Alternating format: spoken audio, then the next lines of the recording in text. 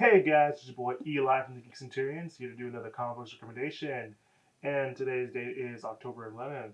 We're still in the Halloween season, a lot of ghouls and frights kind of stuff going on, and a lot of fantasy. Well, kind of. That's kind of like one of the big things I want to talk about in the comics that I have with me right now. So, this is going to be interesting. I'm going to talk about three comics, both coming from Marvel. Well, all three coming from Marvel, and yeah, so let's get started because these are really fun comics. I really enjoy them, and the good thing about these is that they're usually just one issue or just two issues. So essentially, you can just grab one, read it real quick, and you'll be done with it. But not saying you shouldn't keep them because they're still fun to read. So the first book that we have on this is a What If book. So Marvel used to do a lot of these What If books. They still kind of do it now, every now and then. But essentially, What If is the idea of let's take this one character or this one idea of a story and change something about it and let's see how that outcome would play out. So one of the best examples I can think of is what if Spider-Man was Flash Thompson?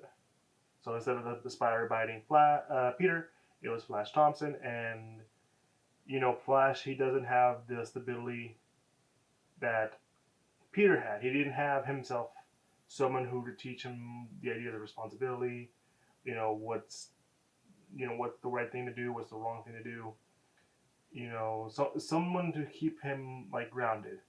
Instead, what Flash does is that he kind of did this stuff that would ultimately lead to a lot of bad stuff, like a lot of bad things happening.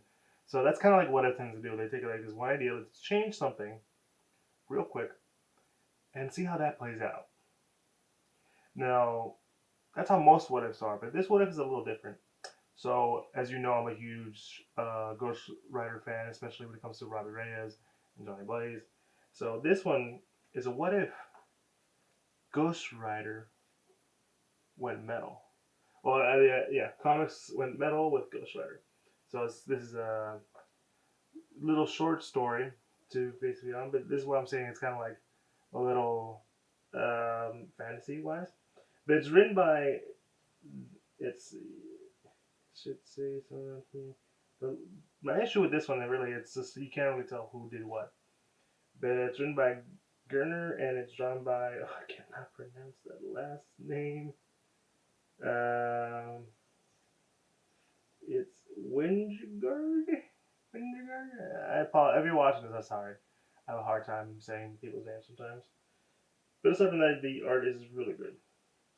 But no, the essentially the story is that Robbie Reyes is working for Marvel, kind of a meta thing going on. He's working for Marvel Comics, and they've gotten interested by and this sort of European black metal band, Hasagog from Liberia. The guys are from Doom's country, home country, and they just wanna. One of them is a huge Marvel fan, and so here's what the what if happens. It's like, what if we added a little black metal into the world of Marvel? And and it's really fun when it comes to the art. Trust me.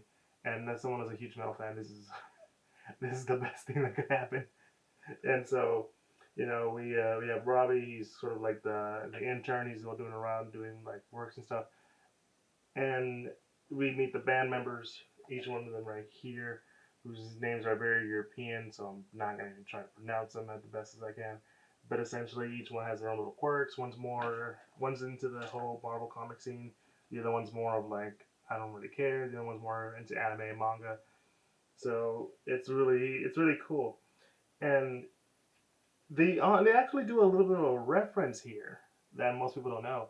And I found this out a long time ago. That the band Kiss, the big rock band, they did something with Marvel once, and for whatever weird reason why, they decided each put like a drop of their own blood in the ink, which is like, what?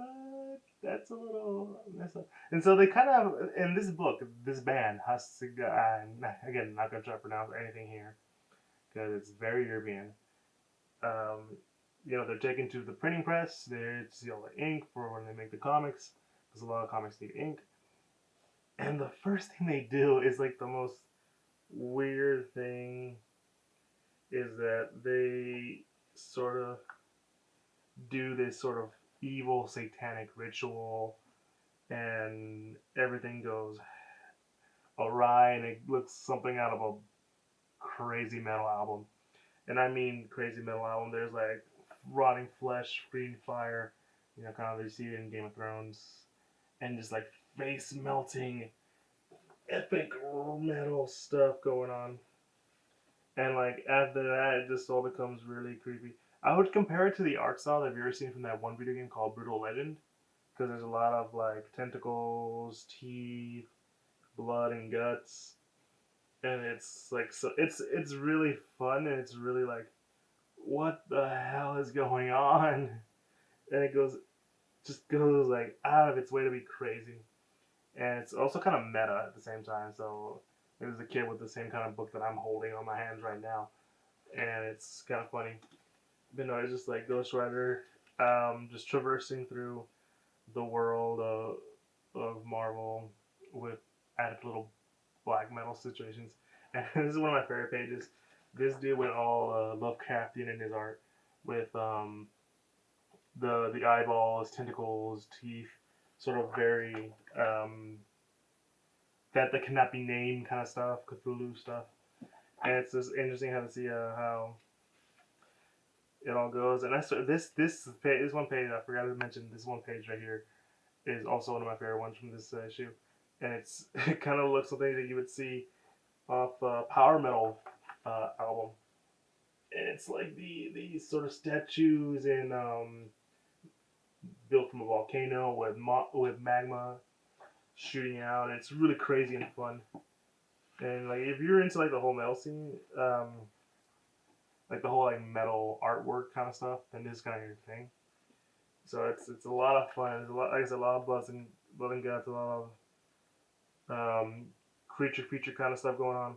So if you're into that kind of stuff, then it's really your kind of book. And yeah, but this is what I mean by what if. What if does like these weird sort of takes on stories. Let's change this and that, or let's do something really crazy. And they've been known to do this, which is why I'm so excited for the TV show that's coming out in like 2020 or 2021, where they're like, let's change this and this and that. They're gonna do some kind of Marvel Zombies thing, which I'm excited for, and we might get to that one sometime soon. But no, this is one of the reasons why I'm like, what if is that they're willing to take some like it's like one crazy idea and just roll with it, no pun intended, because we're talking about Robbie Ghost Rider. So yeah, I really recommend this book. It's it's a one issue thing, so it's like a really quick read, and that's what a lot of what ifs are. They're really quick and they're really fun to read. So you really don't have to be concerned about, oh, I have to get the next issue. Did I miss an issue? What's going on? I don't really know. So you don't have to get that from this book. This is a single issue. There's only one. You can go pick it up at your books at your comic book shop if you guys have one. If not, order online, I guess. But the what if books are always fun to read to see what happens if they decide to change one little aspect of something. And in this case, they changed the aspect of the world because it went full on metal, and it's a lot of fun. I feel like this is kind of a response to quick to end it. It's a quick response to DC, who recently just came out. I believe at the time either finished up or it had finished their little event book called Dark Knight's Metal, where like evil Batman, and they went with the whole metal thing because it looked like a metal album kind of come to life kind of stuff. So yeah, that's always a good read. I might get. I've been meaning to read that. I've only read a couple issues of Dark Knight's Metal, and I really want to get into that. But until then, the Robbie Ray, this what if the Marvel comics went metal with Ghost Rider? That's the actual title. I know, but I just call it What If Metal Ghost Rider. It's a lot simpler. Is a fun read, and I really recommend everyone to read this because it's so much fun and it's so crazy. It goes 0 to 100 like real quick. It's funny to say that though. To be fair, and so these next two books are kind of intertwined. They're two separate series. They're they're what we call tie-ins in the big two in the comic book industry. So essentially, tie-ins are these add-on stories to a bigger story that you oftentimes don't need to read to understand and to follow the big story. They're there just to like for fun stuff or like to add on to the world, to like what's going on. And so this story is in these two books are two issues, so you don't have to worry about it. And they come straight off of Infinity War.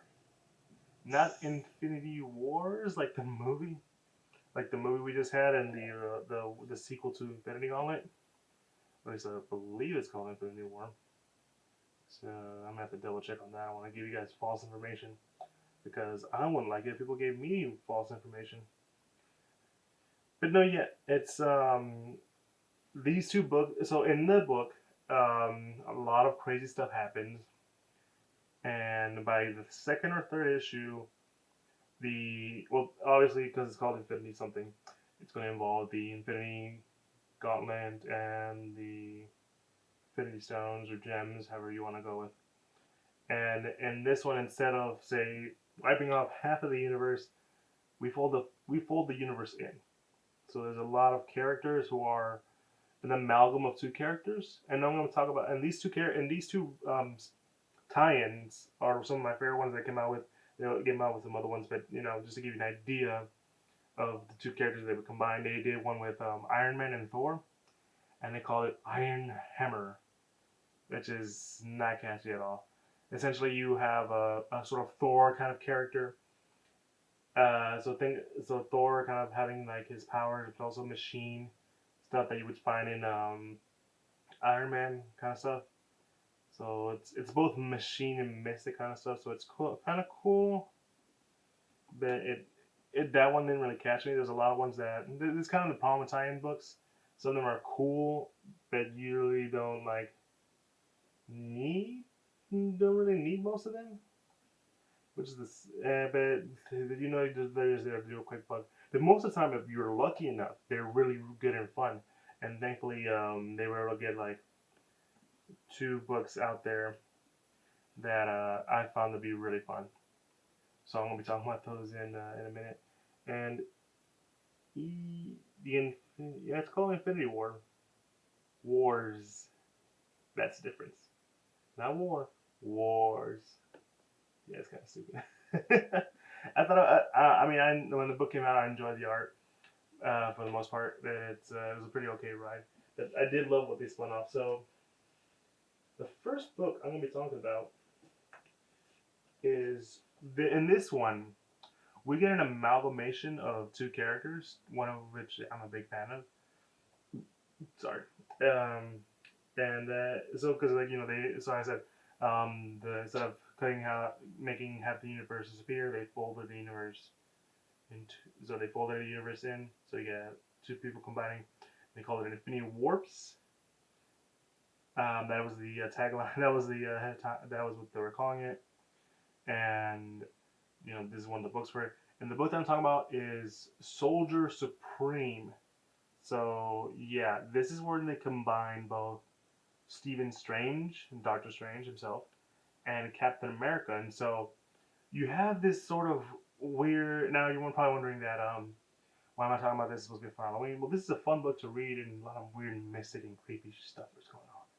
And it's two issues, so it's really quick to read.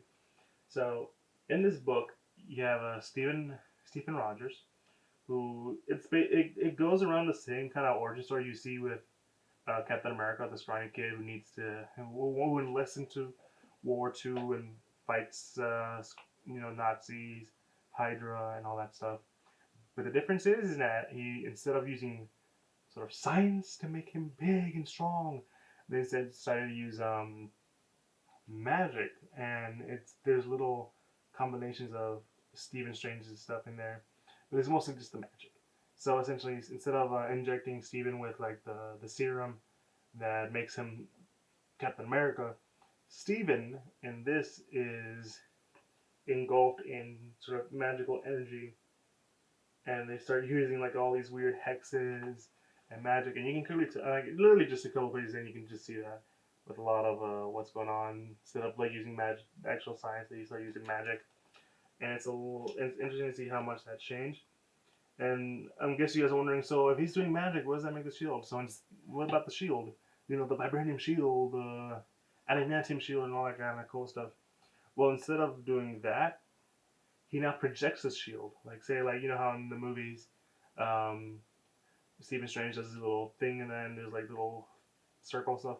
Now imagine as big as Captain America's shield with a lot of mystic stuff going on, and it's really cool. So he's not only like doing a lot of the stuff you would associate with Captain America, but he's doing like now these weird, cool hand stuff that you kind of know.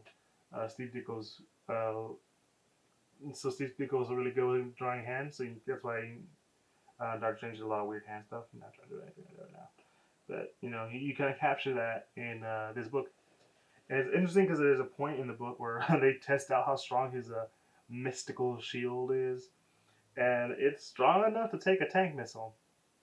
So vibranium, be surprised. And so you know you have your and it goes by the whole Captain America story line. So he goes into World War II, fights a lot of stuff.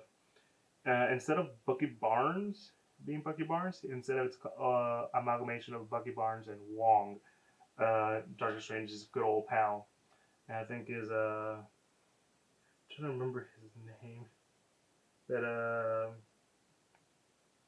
it's but no, it's a combination of like the characters, and it's really fun to see. And yeah, he goes by Soldier Supreme instead of Captain America or some or Doctor Strange. But no, the interesting stuff is that it gets really dark sometimes. Like you guys know, we lose in the books. We lose Bucky. Turns out he's not dead, but you know, but you get like all these weird sort of kind of mystical hex uh, magic and stuff. Like they have a Dormammu that's mixed with Red Skull, and they call it Red Dormammu, which is like a real interesting thing they started to do. There was a Red Skull, Red Dormammu, and they had a little, you know, and it's interesting to see how they kind of like use the story of Captain America, but add like this sort of sense of mysticism and magic that you associate with Doctor Strange, and that's probably the most fun aspect of this book is seeing like how those two characters would work together. Like that's like a lot of these amalgam characters were for this event.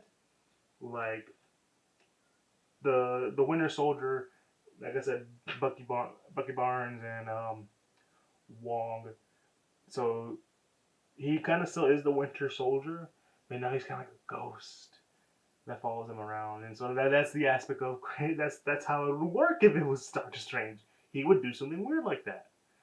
And now you add that with the stuff that you know that Captain America is known for in his origin, and makes sense. It's like what? That's crazy kind of stuff, and it's a real fun read, and it's 2 issues. Like I said, you'll be done with it in no time flat. So I really recommend people to read this. It's really quick, really easy, and like you don't really need to know the big story of the Infinity Wars to understand what's going on in in this book. All they do is explain, you know, this is his origin, and this is how this world works, and this and that. So yeah, like I said, it's a quick read, and and the next book that I have with me, it's in the same vein, and is kind of connects with um, the whole. Oh, apologies. If I didn't say it, I'll probably say it now. Usually, there's some sort of connection between the two. So Stephen Strange, um, Steve Rogers, you know, these guys who were weak at one point, but through some other stuff they became strong. Zero Magic. So these two are like very like characters that were amalgam are gonna be very serious but also kind of funny in a way, and they all have their own little weirdness to them. So the character that I'm talking about is in the amalgamation of Spider-Man, our boy Spider-Man, Peter Parker, and Moon Knight. So if you guys don't know who Moon Knight is, he's sort of like take Batman with magic Moon stuff, or dash schizophrenia, multiple personality. I know schizophrenia, multiple personality. So we've been through that before. But make him more Batman.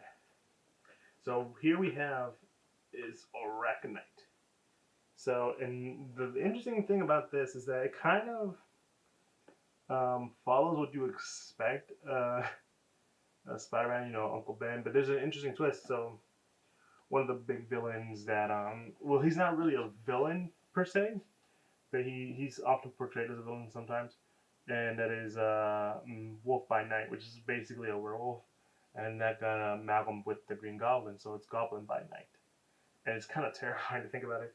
And yeah, and this is written by Dennis Hopeless, and it's penciled by Ale Garza. Oh, I just realized I didn't say that for Soldier Supreme. I should probably say that just before anyone screws over for me for not recognizing the art and the writer. Yeah, but Gary Dugan was the one who wrote Soldier Supreme, and it was drawn by Adam Kubert. And yeah, so that was Soldier Supreme. But now back to Arachnite. Essentially, it's the Spider-Man kind of origin, but a little different. So in this one, Peter Parker is still Peter Parker. He's walking around. He's a kid at this point. He's walking around um, late at night with his family, with Uncle Ben, Aunt May. He's just a kid, fun, just seeing like this huge science fair kind of thing. Until one night they were attacked by Goblin by Night, and I mean attack because like Goblin by Night comes in, bites like Peter's shoulder, leaving a lot of blood, kills Aunt May, kills Aunt May, which I never thought they would do something like this. Killed Aunt May, killed Uncle Ben because of course Uncle Ben is a nine. And then, so this is where the weird Moon Knight stuff starts to happen, because like he gets bitten by a mystical spider, and it grants him the whole like powers that you would come to associate Spider-Man, but it also comes with like a bit of, like I said, schizophrenia, and it's sort of a fun little thing, and it's interesting to see how it all plays out because there are moments in the book where Peter's like talking to himself, but you can tell like it's a different personality, talking with a different personality, and it's fun stuff. But it's also interesting to see how all these characters are now different. Mary Jane is different. Harry Osborn is different. You know, and obviously when there's a goblin, you can already tell it's either gonna be Harry or Norman. It's Norman, but like it's interesting to see how this whole thing has affected him. How the story, like I said, the whole thing has affected him, and how much he's become a lot more violent. So Moon Knight is like he's like Batman, but little more violent. He can be a very violent dude. He will go all John Wick on somebody with batarangs, and sort of seeing that contrast with like Spider-Man's little lightheartedness. Well, I mean, Spider-Man can be dark at sometimes, but at the same time, he's mostly known for his lightheartedness. Like he's always throwing quips, jokes, and all that stuff to like his enemies to like annoy them and throw them off the game. In here, he kind of does that, but it's a lot more mean spirited, and he's a lot more willing to kill. So if that's not your thing, I understand, but it's an interesting to see the way they take this sort of story and do something kind of interesting with it. And that's the one thing I really did like about Arachnite. And it's again 2 issues, so you'll be done with it in and out. But it's interesting where they take this whole uh, Goblin by Night kind of thing, where it's more of a werewolf situation, and you see how it all relates to him, and the character, and seeing the contrast that we have with Spider-Man and Moon Knight mixed into one person, and to see how all these characters would be on this alternate sort of Earth. And yeah, it has its very dark moments. Like I said, Aunt May and Ben die in the first few pages, which is probably why I didn't say spoiler because it happens in the first few pages. Plus, this has been like 43 years ago, 2 years ago at best. So and this one, someone's got to read it. But but there wasn't point to it. But the point was like how it progresses, how it goes, and all that cool stuff. So you kind of have to take my word for it and say, I understand that as you read the second issue, you understand why it's one of the ones I recommend. It's a really good book, despite the fact that it's a tie into a bigger story, and you still get a lot of good stuff from it. And that's why I recommend these two books. They're part of a bigger story, but you don't need them to understand the bigger story, nor do you need the bigger story to understand what's going on in the books. They're like their own little. What would be a good like? What would be a good comparison? I really don't have anything to give. It would be like a light snack before the main dinner, or no, no, that's not good. Oh, dang, I was off for a lot longer than I thought I would. But no, um, they're both great stories. It's also if you're big into art, both the art for both stories are really good. It's also interesting to see. It's also interesting to see how like they combine like this aspect of Doctor Strange and like Captain America's classic, red, white, and blue aesthetic, and sort of give it to like Doctor Strange and give him this sort of cool thing. I like his design more than I did Arachnite. It's really just the spider. It's like literally the Spider Man with a couple white patches and like a white hoodie with a cape, and it's like it's okay, not that bad. But like I said, these are more. There's a lot more mysticism and a lot of stuff you kind of would associate with Halloween, which is why I kind of followed up. And the way uh Goblin by Night comes off, he comes off like a werewolf, so he comes out at night. It's in the name, and he goes off like something you would see in a oldie werewolf book movie too. And it's a lot of like dark moments, especially with Peter's schizophrenia and how one of his personalities is completely so a-hole. But I mean, yeah, that's all I have. I wish I had more books for you. They might not do a lot of these comic book recommendations, and I'm saying that now as we come near the end of this episode. But I'll try to do a lot more as much as I can. Um, some book. If there's a book that I feel like you guys should check out, I'm gonna talk about that. But until then, you can find us on Castbox, Google Podcasts, Apple Podcasts, Spotify, and we've been confirmed for Pandora. You can now find us at Pandora. Hell yeah! I'm so happy about that. And support us on social media with our Instagram, Facebook, and soon to be Twitter. And don't forget that as Kelvin would say, are broke college students and we need money. So please support us on Patreon. And well, yeah, that's about it. If you ever want to know more about comics, just hit us up on the Instagram. Um, and yeah, so I want to do more of these. I'm really happy to. And I'm always up to give guys some recommendations. You guys have some recommendations for me? Go ahead. But until then, this has been Eli from the Geek Centurions, giving you your comics recommendation for this week. And I am officially signing out.